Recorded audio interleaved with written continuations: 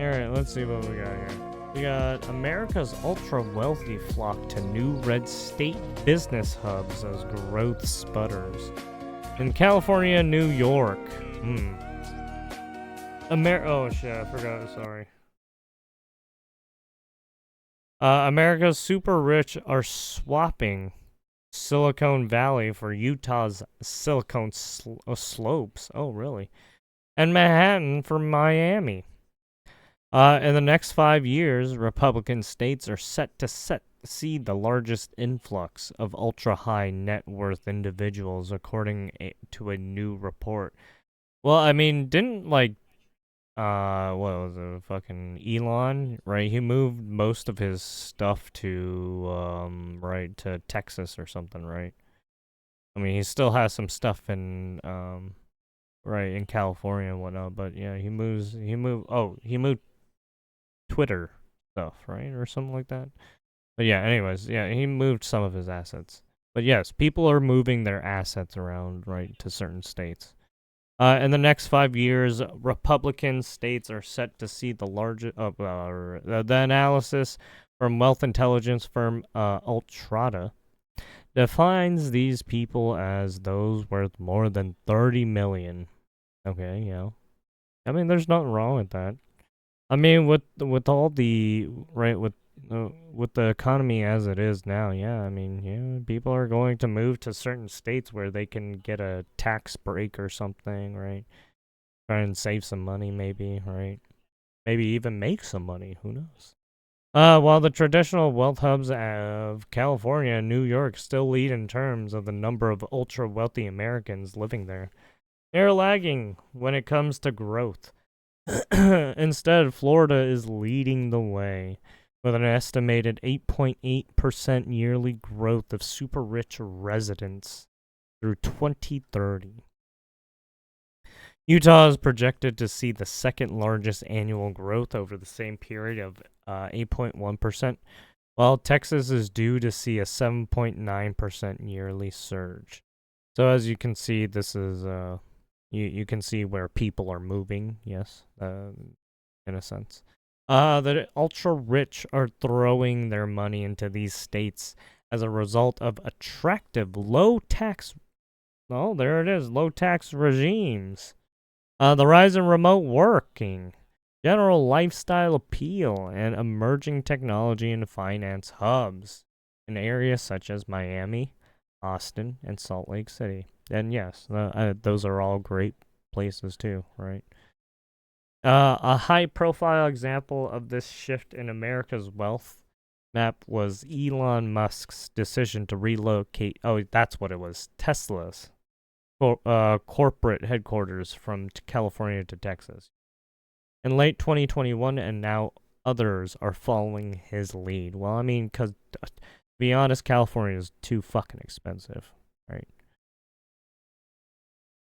Especially with Gavin Newsom fucking it up, and right, there's a deficit and everything, right? California's broke. Right. Fucking Newsom was trying to ask for more federal funding from Trump. What do you think we're in a fucking government shutdown right now? Florida and Texas in particular have experienced rising inflows of ultra-wealthy individuals and corporate activity over recent years, often from the more traditional wealth hubs of California and New York. Household name companies, including Chevron, Charles Schwab, and Playboy. Oh yeah, wasn't Playboy trying to move to Miami too, apparently? Have left California. Yeah, they all left. Charles Schwab is a big, basically, financial firm. They help with basically stock market stuff and all financing and stuff like that. Anyways, with many blaming Governor Gavin Newsom's anti-business, progressive policies. I think they're a brokerage too. However, Los Angeles still has the third highest number of ultra high net worth residents of all cities globally at 11,680. New York, meanwhile, has the most in the world at 21,380. In the next 5 years, the Sunshine State is forecast to grow from a super rich population of 11,244 to 17,111, according to Ultrada. Since the pandemic, Miami has established itself as a hotspot for luxury real estate. I mean, what? No, that's not true. Miami has always been a hotspot for luxury real estate. Have you seen Miami?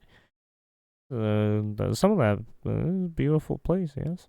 Also, well, certain places are beautiful. Anyways, location, right? Right. Miami is like kind of like California in a sense, right? Because you got the beach too and whatnot too. Anyways, Miami also has a huge nightlife. Anyways, sorry, sidetracked. While Florida in general is attracting investors and entrepreneurs for its pro-business policies.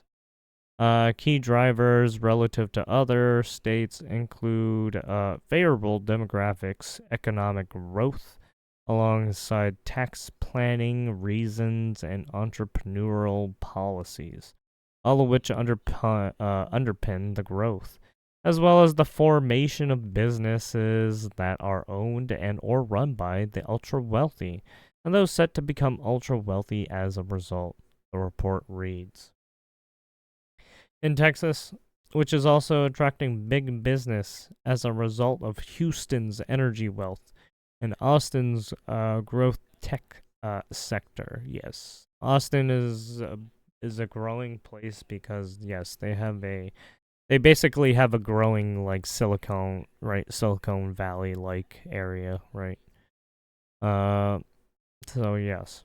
Also, they have their own power grid and everything. It's kind of pooped. Remember that one time when people were freezing out in Texas because their grid system got fucked up and they had issues? Yeah. The number of super rich people is expected to grow to 27,383 by 2030. So yeah, there you have it. Fastest growing states of America is ultra wealthy. So we have what, top 7 right here? We got Florida, Utah, Texas, Idaho, Nevada, sorry, Arizona, South Carolina. Okay. So yeah, I mean, yeah, Arizona's a nice place too. Yeah, same as Nevada. The desert though, some of the desert though is not nice. Some of the dryness is not nice. Anyways.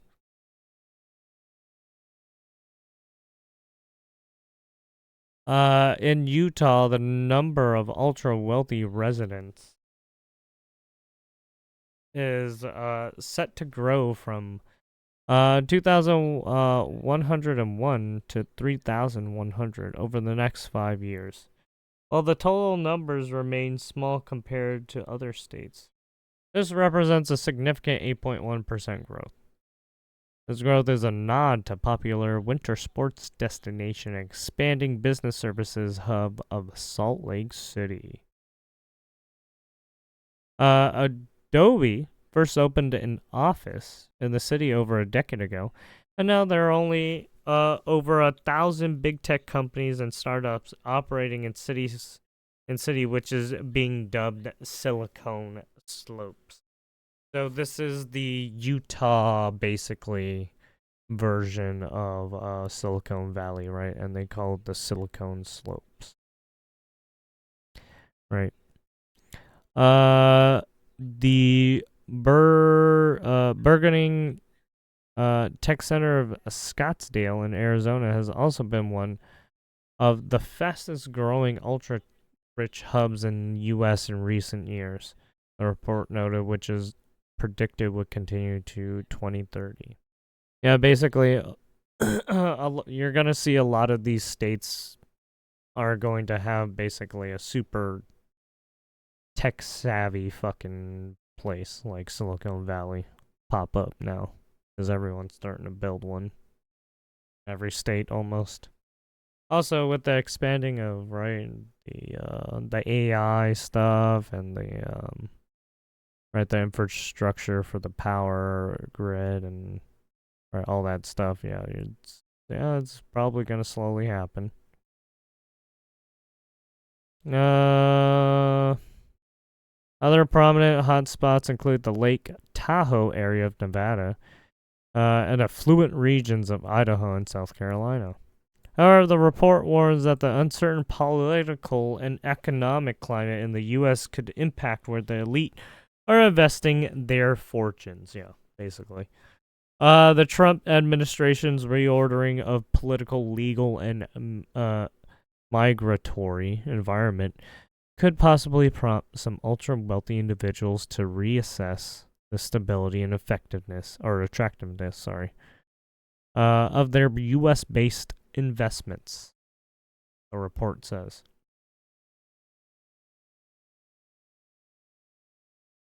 I value my life and those I love more than that. I mean, look. I mean, sure. Look. You just gotta go to the nice places of Houston and Miami. Just don't go to the. Like I said, just don't go to the places where there's a lot of crime. I mean, yeah, don't go over there to this place. Anyways, there you have it. The freeway phantom murdered 6 girls and was never caught. So why did the case barely make headlines? So this is this is an old case, right? This is basically one of those cases that's in the police or the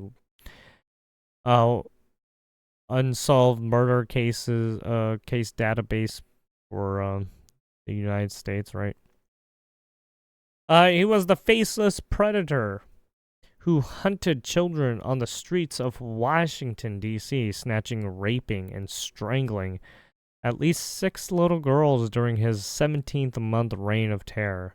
So this guy was, he went on a spree. The serial killer who called himself the Freeway Phantom tortured and murdered his young victims, one just 10 years old, before dumping their bodies on the side of the freeway. From April 1971 to September 1972, he terrorized the nation's capital, and to this day has never been identified.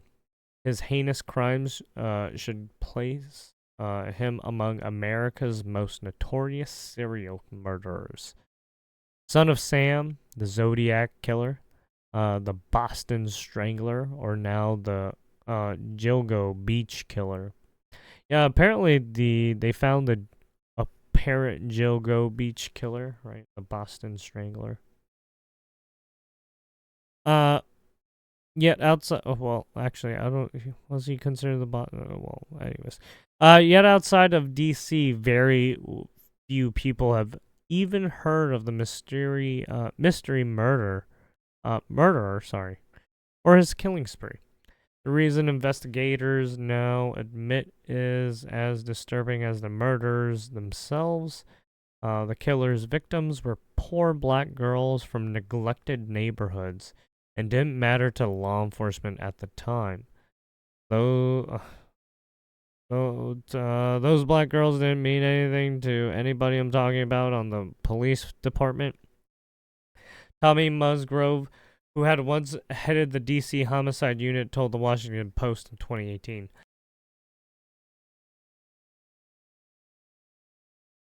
If those girls had been white, they would have been put more manpower on it. There's no doubt about that. So he thinks there's some kind of racial motivation to this. Now, more than half a century after the murders, America chose to forget the case has been dragged into spotlight thanks to podcast monster Freeway Phantom, which explores the shocking failures of the investigation.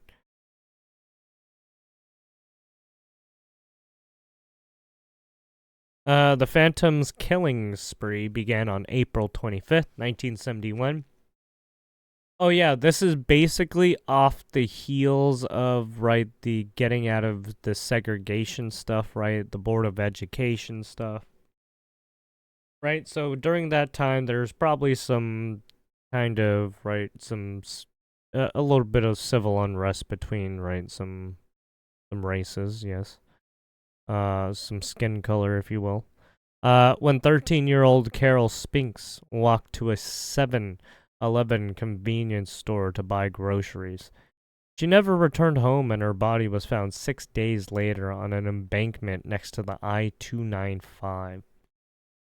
Post-mortem tests showed she had been sexually assaulted before being strangled. Just 3 months later, 16-year-old Darlenia Johnson vanishes on her way to a summer job. Her body undiscovered for 11 days, just 15 feet from where Spinks was found. So, interesting. Right, two bodies dumped in the same area. So this person was someone who frequented probably around, right, their own city, right? Town. Less than 3 weeks later, the Phantom struck again in a particularly chilling case. 10-year-old Brenda Crockett called home to tell her family she had been abducted. A white man picked me up and I'm heading home in a cab. She said, wait, what? Before calling again minutes later to relay the same message. Her body was found the next day by a hitchhiker by the I-50. So apparently she was able to call using the phone, but then she probably the killer obviously killed her because of what she talking. Can't be talking, right? The killer targeted 2 more victims within October and November that year. Nomoshia, Yates, 12, was kidnapped. How you? Never mind. Raped and strangled, followed by 5th victim, 18-year-old Brenda Woodard. The Phantom wouldn't claim his final victim. Wait, what? He wouldn't? What do you mean, wouldn't? Diane Williams, a 17-year-old high school senior, until almost a year later. Oh, okay, that's why. In September 1972, when the teen's body was found strangled and dumped again along the I-295. So they keep bringing to the same place, I-295. Disturbingly, the 6 victims had several similarities. All were petite, all but one were found barefoot, and strangely 4 of them, Spinks, Johnson, Woodward, and Williams, all shared the same middle name, Denise. Huh. Yeah, that's a little weird. It was only after the first 4 victims were found that police realized the murders were linked and they were dealing with a serial killer. They began to call the case the Little Girl Murders.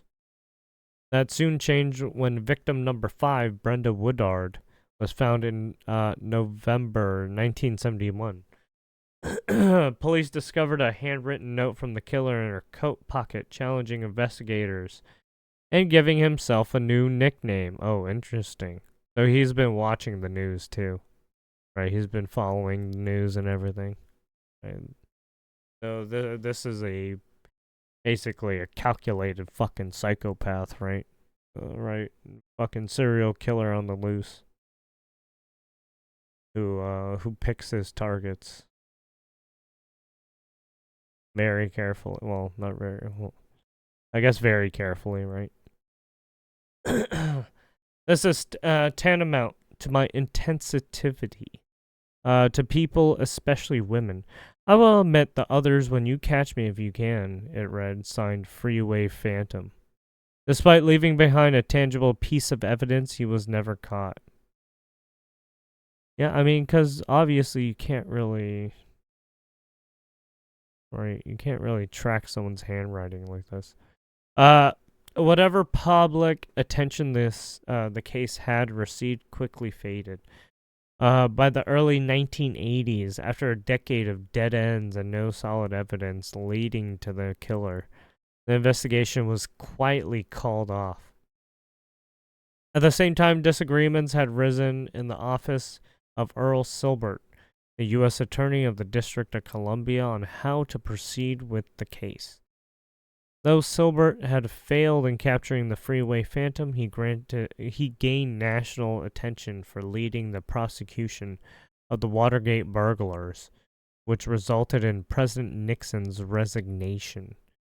For a time, there was one suspect, a computer technician who had served time for fatally poisoning a D.C. prostitute in 1938, but there was not enough evidence to charge him.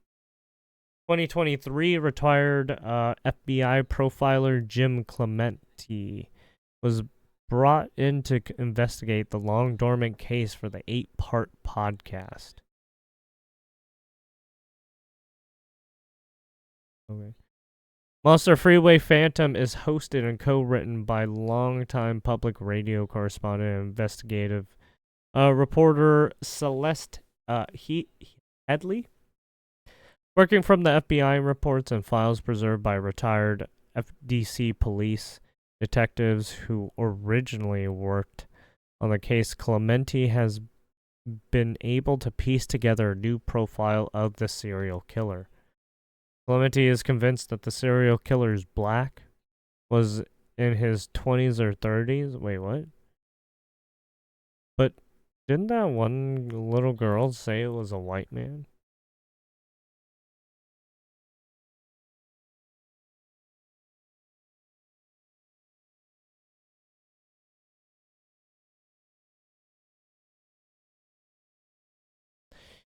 Yeah, so it's like, what do you mean? Then again, this was a while ago, so who knows? Maybe he was wearing like a mask or something, right?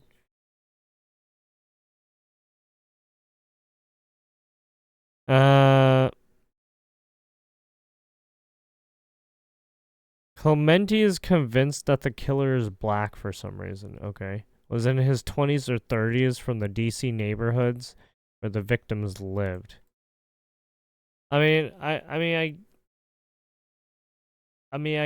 get it, but I don't want.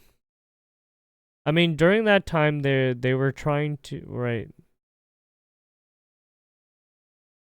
because they were trying to incorporate and assimilate right the right blacks and whites together because of the whole segregation thing, right?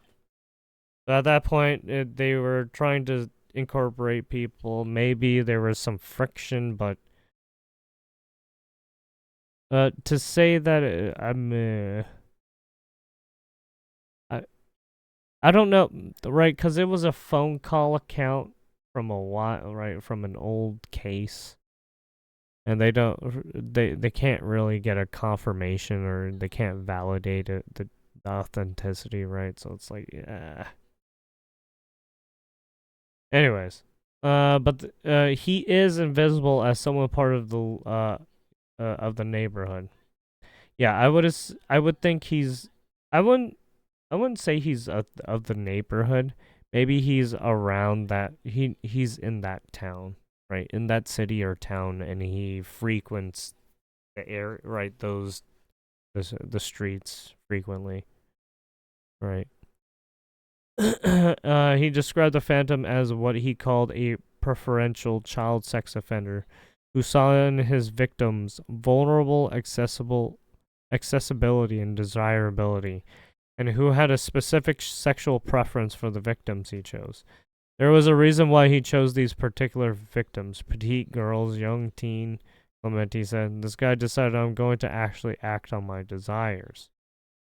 Clemente believes the killer chose freeways to drop off his victims' bodies because it rarely does anyone walk along them. Correct, that's true. And with traffic whizzing by, it makes the sides of the freeways easy to conceal bodies.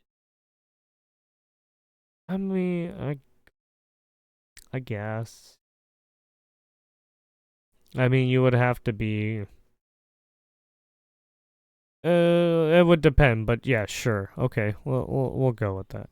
Regarding the eerie note the killer left in victim Brenda Woodard's coat pocket, Clementi believes he knew it would receive media attention, and he's obviously loving the moniker. Well, yeah, obviously. But he's paying attention. Right, he was paying attention to the news. I mean, that's why he That's why he left the note. Is it not? So yeah, he was fucking with the police officers. He believes the Phantom wanted to reveal in getting a nickname that fed his ego. Well, yeah. Still, there was no evidence for Clementi to point to a specific suspect. Romaine Jenkins, the first female homicide detective in the DC police department who worked with Clementi and the podcast to develop the profile, had on her own reopened the Freeway Phantom cold case in the mid 1980s, a decade before her retirement. Podcast host Headley called Jenkins the core of the story because she was driven by a need to close the Freeway Phantom case. But Jenkins said her fellow detectives had been blindsided by the serial killings. He admitted they were totally unprepared to know how to investigate such a crime. The term serial killer was not even thought of at the time, she said in an interview before her death last year at the age of 81. Moreover, the nation's capital at the time of the first murder was in a total uproar because of anti-Vietnam War demonstrations. Oh yeah, that too. Yeah, I forgot about that Vietnam War stuff. If you wanted to be a criminal, she noted, this was the time to do it because all the police were pretty much tied up. Yeah. Yeah, a lot of rioting, a lot of protests. A lot of, right, you had the Black Panther movement and shit like that, right? At the start of the investigation, she revealed everybody was a suspect. Priests, 4-star generals, correct.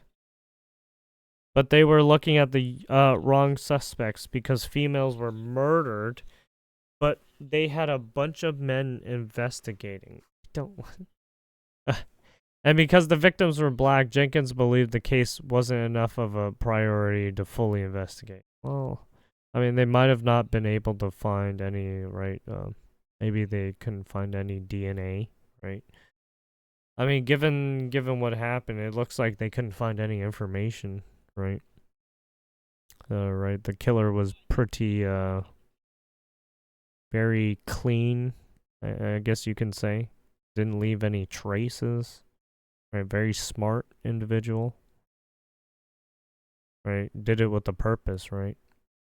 And because the victims were black, Jenkins believed the case wasn't enough of. Oh, sorry, reread that. Worse still, she stated evidence had been lost or destroyed, and she thought, well, that's DC. Ah, see, that's the real issue right there. Right. So I wouldn't chalk it up to just being race. I think it's more to the incompetency, and these people were, right, corrupt cops, right, in a sense, or just being stupid. Anyways, with the Freeway Phantom cold case still officially open, there's a reward of up to $300,000 for any information leading to the arrest and conviction of the person or persons responsible for the murders. Well, I mean, what was his first? This person might be old now. I don't think he's probably won't be able to fucking do anything anymore.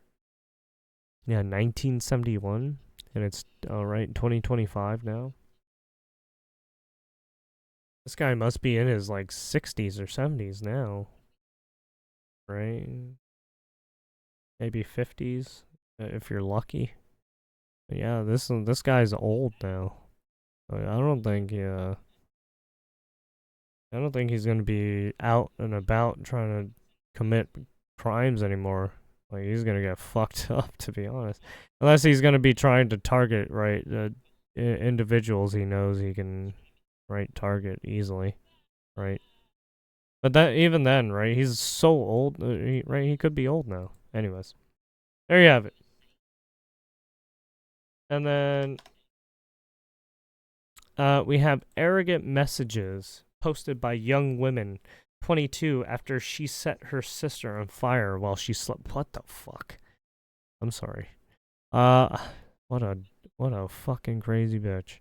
A young woman accused of trying to kill her sister by setting her bed on fire while she slept made bizarre Facebook posts days before her arrest.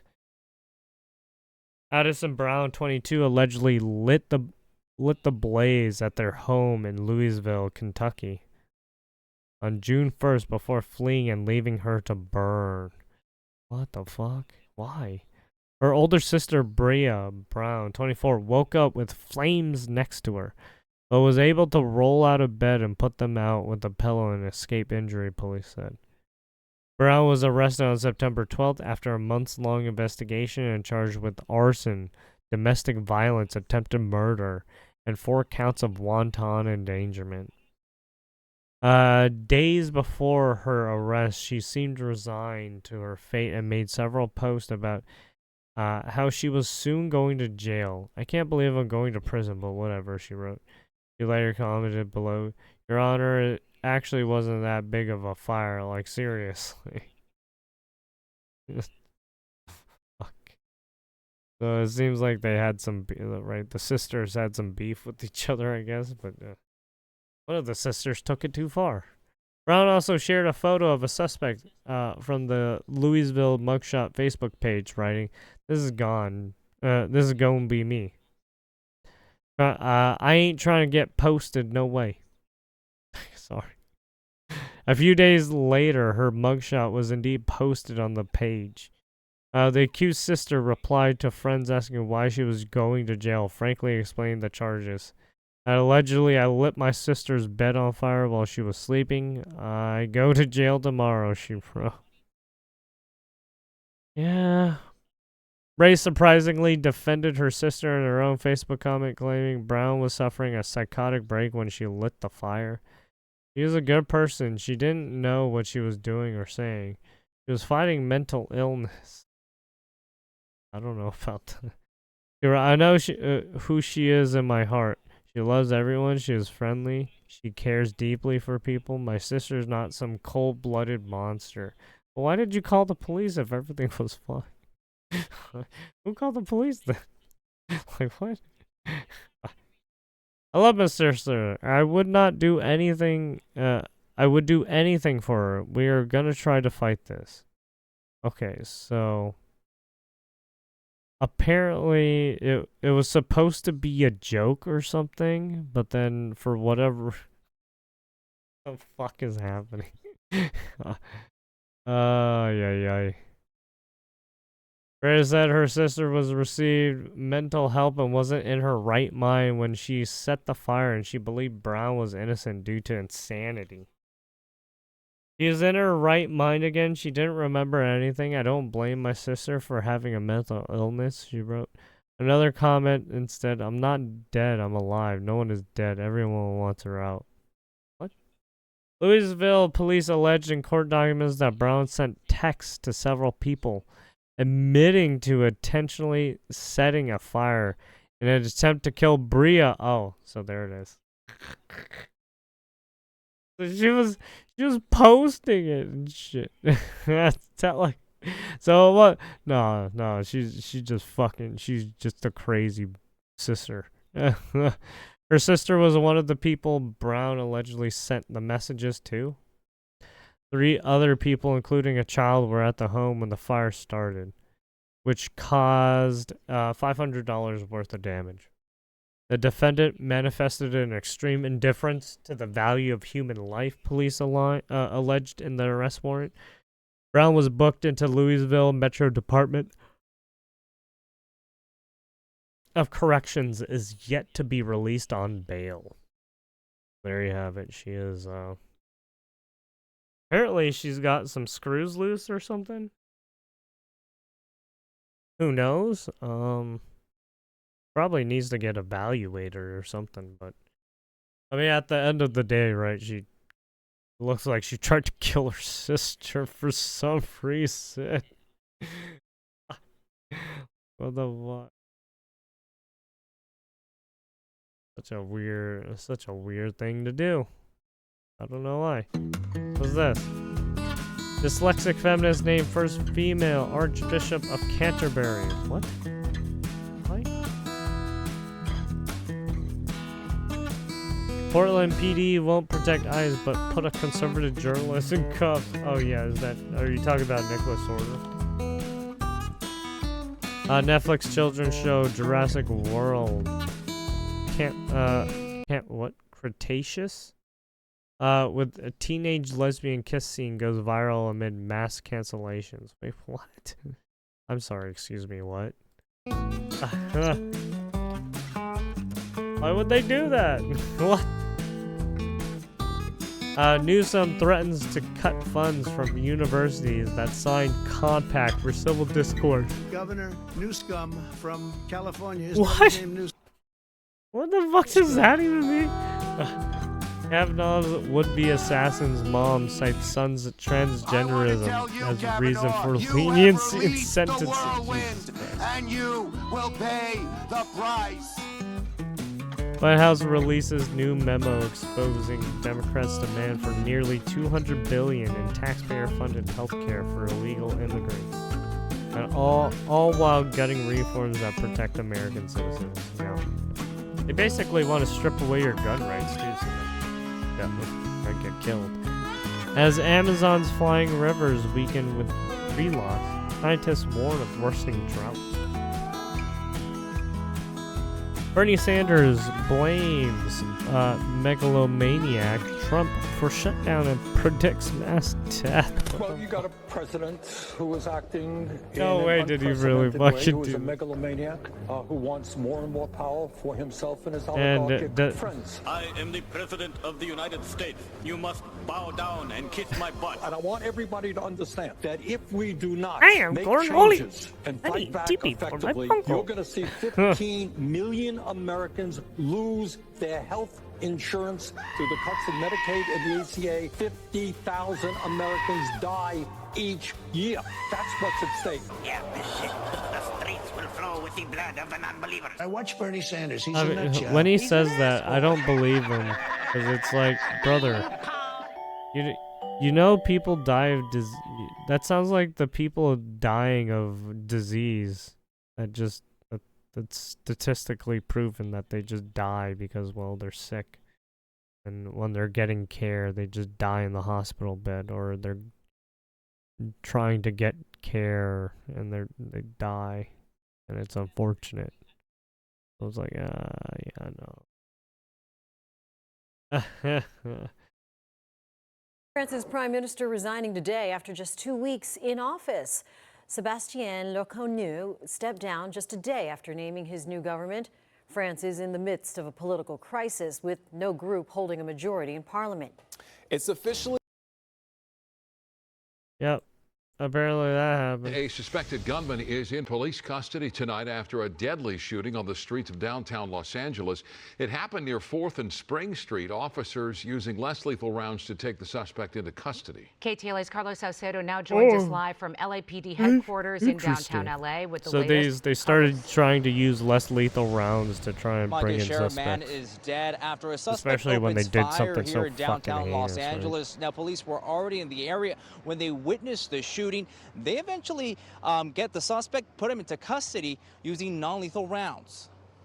Get away from the window. Get away from the window. Citizen app video captures the tense moment. Oh, it looks like a true Tifa. Oh, he's about to fucking shoot himself.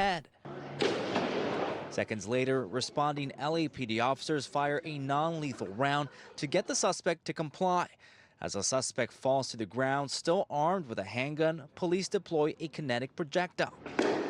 A swarm of officers eventually move in and take the suspect into custody. It's important to note that the suspect wasn't struck by the officer's gunfire.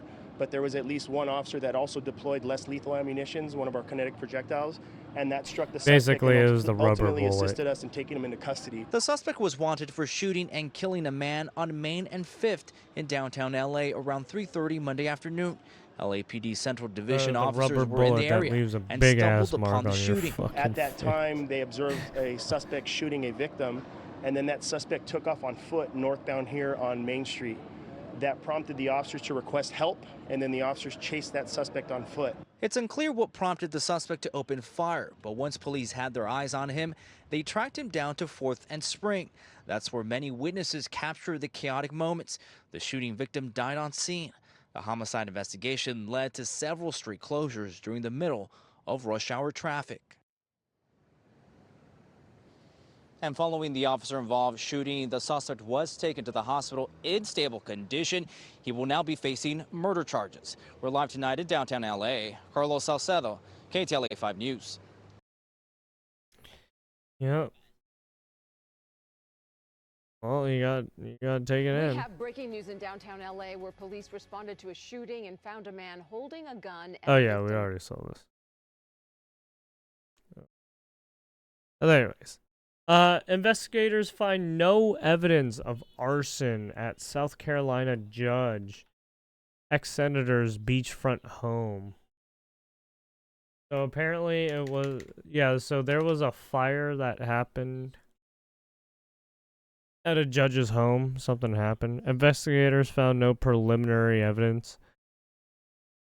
What is this? Kogo was arrested Friday and charged with attempted murder for allegedly poisoning her estranged husband amid a heated custody battle. Oh, jeez. A crazy bitch. She's got that crazy bitch energy with the eyes, too. She's just like, no, it wasn't me. He did it. Investigators have found no evidence suggesting the inferno that ripped through the waterfront home of a South Carolina judge and her ex-senator husband on Saturday was intentionally set, according to authorities. Circuit Court Judge Diane Goodstein's Edisto's beach home went up in flames around midday, forcing her husband, former state senator Arnold Goodstein, Democrat of Charleston, to jump from the first floor to escape the blaze, the Post and Courier reported. Huh, strange. At this time, there is no evidence to indicate the fire was intentionally set, Mark Kell, chief of the South Carolina Law Enforcement Division, said in a statement. S-led agents have preliminary found there is no evidence to support a pre-fire explosion. Arnold Goodstein, along with 2 other occupants, was rescued by paramedics and neighbors in a marshy, remote stretch of land behind the 3-story home. The individuals were reached by emergency workers in kayaks, according to the St. Paul's Fire District. One person was evacuated to the Medical University of South Carolina, and the other 2 occupants, who have not yet been identified, were brought to the same hospital by ground transportation, authorities said. Boom. Oh man, that thing went up in flames. Holy shit. As you can see, there's a lot of they live in an area where there's a lot of like pondish or riverish areas. There's a water around them, a lot. Anyways, sources close to the family confirmed Fitz News that Arnold was airlifted after suffering several broken bones during the harrowing escape. Diane Goodstein, 69, was reportedly on the beach walking her dogs when the property burned to the ground. Holy shit. Maybe it left the kettle or stove on or something. She has presided over several high-profile cases since being elected to her first judgeship in May 1998, including most recently blocking the state's election commission from releasing voter data requested by President Trump's U.S. Department of Justice.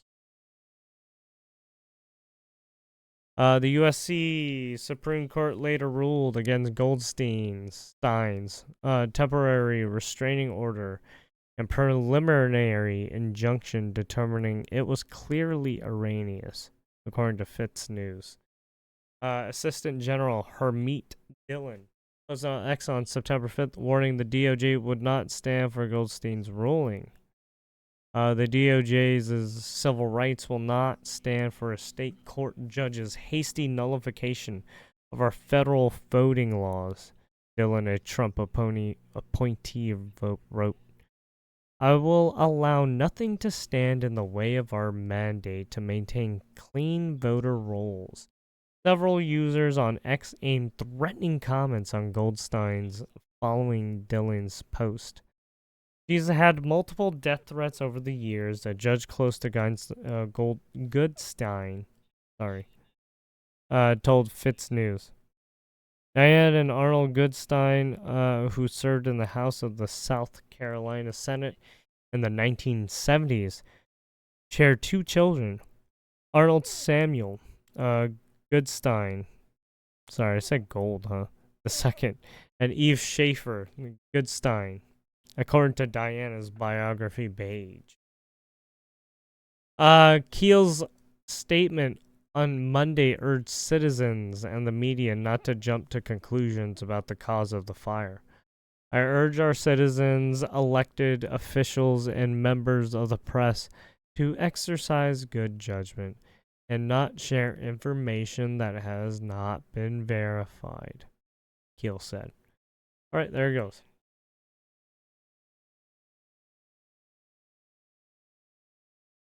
And then we have 45-year-old sanitation worker decapitated by girlfriend's teenage son in New York City home. Holy fuck. A New York sanitation worker who was nearing retirement was allegedly decapitated by his girlfriend's troubled teenage son inside a Staten Island home Monday, according to cop sources. That's wild. Police responded to a shocking 911 call of a man stabbed and reportedly decapitated inside a Cary Avenue home in West Brighton, just after 4:20 p.m. Discovered the 45-year-old victim with multiple stab wounds to his head and neck, according to the NYPD. Jesus. The victim, whose head was chopped off his body, according to sources, was pronounced dead at the scene, cops said. The 19-year-old son of the victim's girlfriend was arrested at the scene, but has not yet been charged, according to the sources and friends. The butchered man was a DSNY worker who was forced to go on disability due to severe vision loss. A close friend told the Post outside the taped-off home. The teen, who has a long history of mental health issues, allegedly told his younger sister that he did something bad when she came home from school, sources said. The sister then walked into the home through multiple blood trails, and found the 45-year-old decapitated in the bathroom tub with this knife still in his neck. Jesus, that's fucking gross. Sources added, the incident was domestic in nature. Yeah, probably. And the family has a history of domestic incident reports, according to the sources. Uh-oh. Well, there you have it. There it is. Domestic violence. Police officers were still swarming this one-story property on Monday, right, as a handful of neighbors gathered across the street. Longtime close friends of the victim, Louise Ortiz, 47, Donna Ortiz, 46, rushed to the home after seeing the news of the sanitation workers killing on TV. It's a crime scene. It's crazy. I can't even believe I was looking at my friend's house on the TV screen. And I had to get up and run over here because I don't want to believe that it was true when I saw it. That what is true until I saw it with my own eyes. Louis told the Post. This didn't deserve to happen to him. He was just about to retire and live his life as best he could. Donna said at the slain Donna said of their slain friend. Louis had seen the victim, who has not been publicly identified, just days before to help him buy a truck for his girlfriend due to his increasing vision loss, which he said absolutely made him more vulnerable victim. This is tough. I just lost a friend. He was easygoing man. He was just a good person. He did anything for anybody. He'd take his shirt off his back and give it to you if you needed it. He also described Staten Island man as the nicest guy in the world and a good person who loved fishing. The couple had been together nearly 6 and always had their 6 years, nearly had their ups and downs with the kids, he added. Luis claimed the teenage person of the interest was always sweet as pie and frequently played video games with Donna's stepson, despite having known mental health issues. The boy was always going through stuff in school, mental health issues. The city got to do more with mental health, he said. His wife, a medical worker who used to work at a psych center, echoed the call out on mental health issues and said the signs were there, apparently. He'd be alive right now if the city dealt with the mental health, she said, of their friends.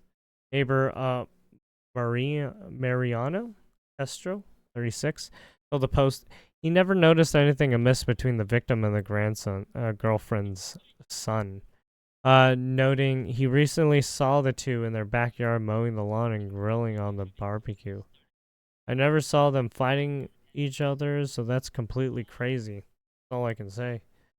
The shaken construction worker said the incident remains under investigation.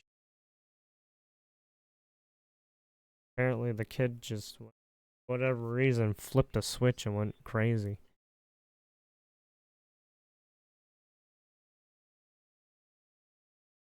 California biotech tycoon found guilty in murder for hire plot that led to killing of father of 6 after failed oil deal. Uh-oh. Your lies die here in this court. A California biotech tycoon has been found guilty of orchestrating a murder for hire plot to kill a father of 6 and former business partner after their oil deal collapsed. Sarhat Gumruku, 42, of Los Angeles, faces a mandatory life sentence for the 2018 abduction and killing of Jesus. He actually got it done. Killing of Gregory Davis, who was taken from his Vermont home and found dead at the base of a snowbank, according to the U.S. Attorney's Office. Gumruku, the founder of Enochain Biosciences, was found guilty of hatching the deadly plot after Davis, a father of 6 whose wife was pregnant with their 7th child, threatened to sue him over a soured oil deal. Prosecutors said the biotech tycoon recruited his friend Burke Erte, 38, who then used a second intermediary, Aaron Etheridge, 45, to hire Jerry Banks.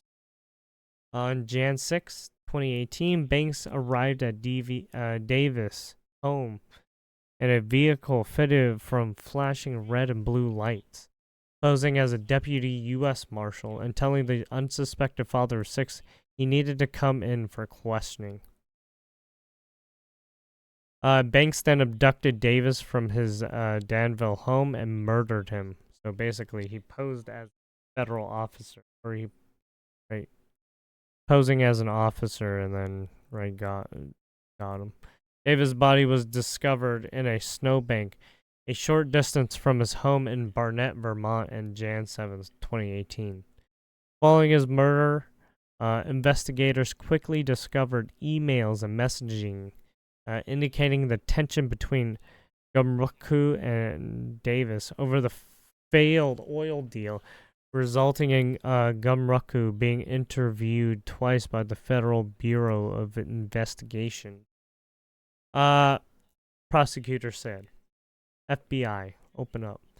Investigators later discovered Gumruku had lied in each interview, but cell phone data, purchase records, bank documents, emails, and messages ultimately exposed him and his co-conspirators, basically people who are working with him, roles in Davis's kidnapping and murder, according to the U.S. Attorney's Office. Accomplices, in another word.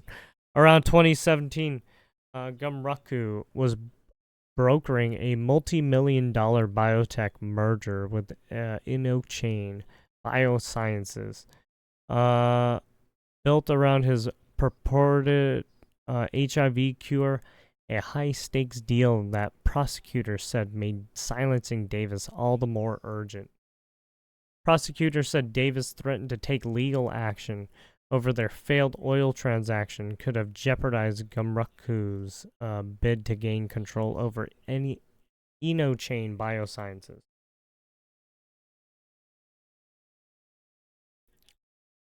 So basically, he wanted to take over everything. Gumruku's downfall came in May 2022 when he was arrested and taken into custody. He was convicted in April of murder for hire, conspiracy, and wire fraud. Sarhat Gumruku tried to hide his role in the murder of Greg Davis by paying one man to pay another man to pay the hitman who shot and killed Greg Davis on a January night in Vermont, State Acting United States Attorney Michael P. Drescher. Uncovering Gumruku's responsibility for his murder involved years of determined investigation by the men and women of Vermont's United States Attorney's Office, working closely with the FBI and the Vermont State Police. Banks and Etheridge were arrested in April 2022. Arete was arrested in May. Banks was sentenced to 200 months in prison, followed by 5 years of supervised release. And Arete received a sentence of 110 months in prison, followed by 3 years of supervised release. And then we have Etheridge was sentenced to 140 months in prison, followed by 5 years of supervised release. So 3 people. Last month, Davis' widow, Melissa, slammed Gumruku in court for shattering the lives of her and her 7 children by killing her husband, Vit Digger reported. I stand here today not only as a widow, but as a mother of 7 children whose lives were shattered the night Greg was taken from us, he told Gumruku during a September 25th court appearance. You thought you could silence my husband, but your lies die here in this courtroom. During that same court appearance, Gumruku had his sentencing pushed to November. He is looking at a mandatory life sentence. There we go. They could have given him the death penalty, but they think it's better to give him a life sentence to rot in jail. To possibly make him work for the rest of his life. As, basically as a slave now.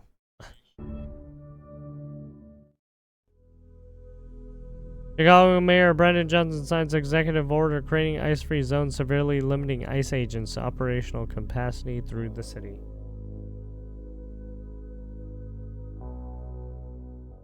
ICE lies and people die. We cannot allow this to continue.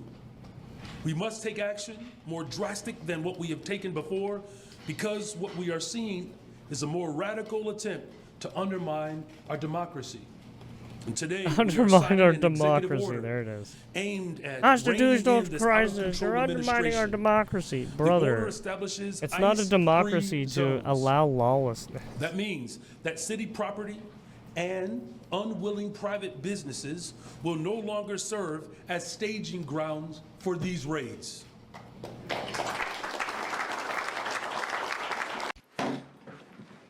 Yeah, that's the crazy thing is people were like clapping for that shit too. Right, all those people in there need to be fucking jailed. No, seriously, what the fuck are you doing? By extending this protection beyond city-owned land, the order builds a broad civic shield that limits the reach of harmful enforcement practices. It strengthens neighborhood solidarity, and it reaffirms Chicago's role as a welcoming city. The fact is, we cannot allow them to rampage throughout our city with no checks or balances. Nobody is above the law. What the fuck are you talking about? You should be held accountable. If Brother, Congress will not check this administration, you then should Chicago be held will. accountable too, man. Holy shit.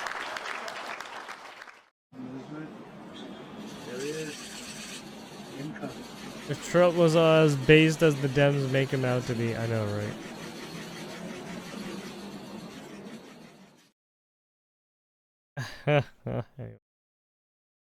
Ay. What a terrible way to go about shit. Oh, even Stephen Miller talks about him. We can do that later. Anyways, there you have it. That is the news. I will be putting all this up on the YouTubes. Yes. You can see all the sources there in the description on the link. Yes. There you have it. Have fun.